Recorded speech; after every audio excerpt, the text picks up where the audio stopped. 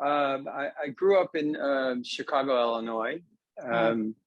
イリノイ州のシカゴで私育ったんですけど、and I graduated from University of Illinois as a CPA. CPA、会計士ですね、の学位を、イリノイ大学で取りました。And my family was my brother, uncle, and father were all in the either stock market or the commodities or markets.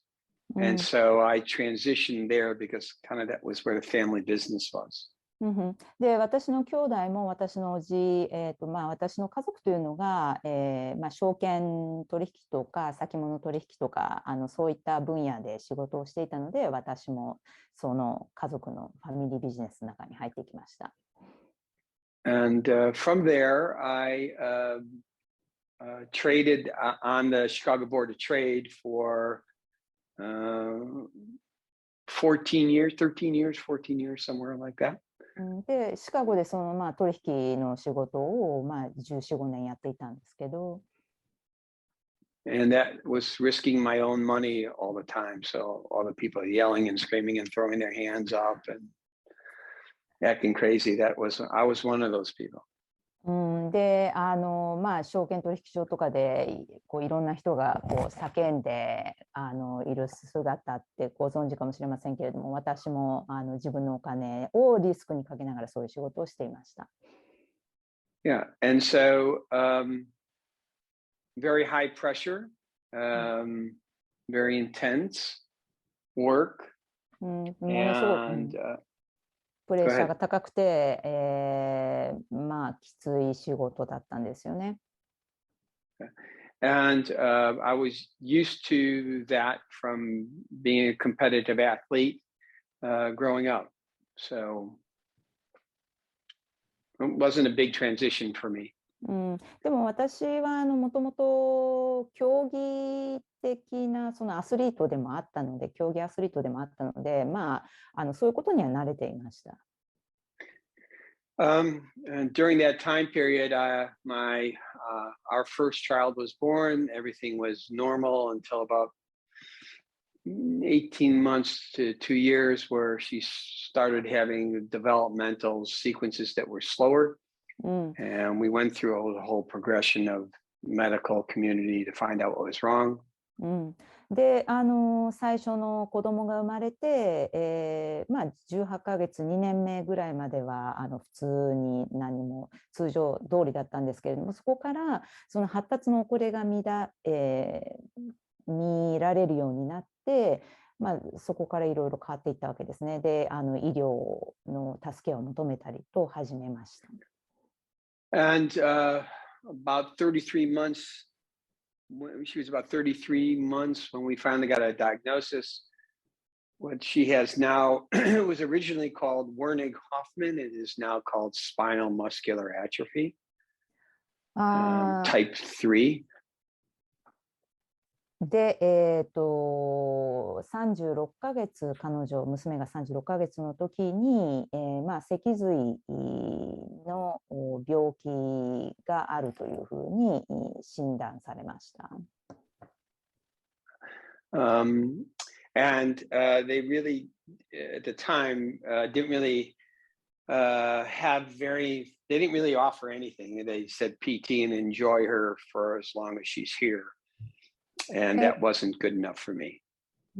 で、その頃は、あまり医学的に、解決策がなくて、で、いろんなことをやっていたんですけれども、私にとって十分ではなかった、それは。And I was a weightlifter, and at the time, and so I used to get rolfed and massaged all the time. 私もともと重量上げもやっていたので、rolfing, you mean? Yeah, yeah. ロルフィングとかマッサージとか、そういったこともいろいろやってました。During that same time period, after the diagnosis where nobody could really seem to offer any help, I was seeing a therapist because there was really nothing they said they could do for my daughter. And the therapist said to me, "Have you ever heard of this stuff called Feldenkrais?" で、自分の娘に対して、何も助けが得られないと思っていたので、セラピーなども受けるようになったんですけれども、そのあるセラピストから、フェルデンクライスって知ってるって言われたんです。And so I kind of listened and didn't really do anything about it. And then I was getting massaged by this, or Rolfton massaged by this therapist. And we were talking like we usually do. And she said, "Well, Rich, did you ever hear this stuff called Feldenkrais?" And it was within 2 weeks of each other. It was very close together. And it was like somebody hit me on this side of the head, and the universe hit me on this side of the head and said, "We're trying to tell you something." And I started looking it up. で、また別の時に、2週間も経ってなかったと思うんですけれども、私自身がロールフィングのマッサージを受けていて、受けながらそのセラピストの方と喋っていた時に、リッチ、フェルデンクライスって知ってるっていうふうに言われて、たった2週間の間に2人の違う人からそういうことを言われたってことは、これはなんかあるんじゃないかと思ったわけです。And so I called up. I this poor first year student, or she was just a graduate out of a training program. I had heard of it, and she was in town, and I went to go get a lesson from her. And I think she was very nervous working with me at the time. But I said, "Listen, before you touch my child, you're going to touch me, and I want to find out if this is safe and all this other stuff." で、ちょうどトレーニングを終えたばかりの女性というのが自分の住んでいる近くにいると分かったので、その人に連絡を取ってみました。で、まず自分の娘が触られる前に自分を触って確かめたいと思ったので、やってくれないかというふうに言ったんですね。で、彼女も卒業したばかりでちょっと緊張していたようです。And so I had a lesson. I didn't really feel anything different, but I didn't think it would hurt her, my daughter. So she got some lessons from this practitioner. And the practitioner said, "Well, if you really want to do this for your daughter, you need to go see a practitioner on the West Coast." That was Anat Banyel. And so we would fly out every 3 months from Chicago.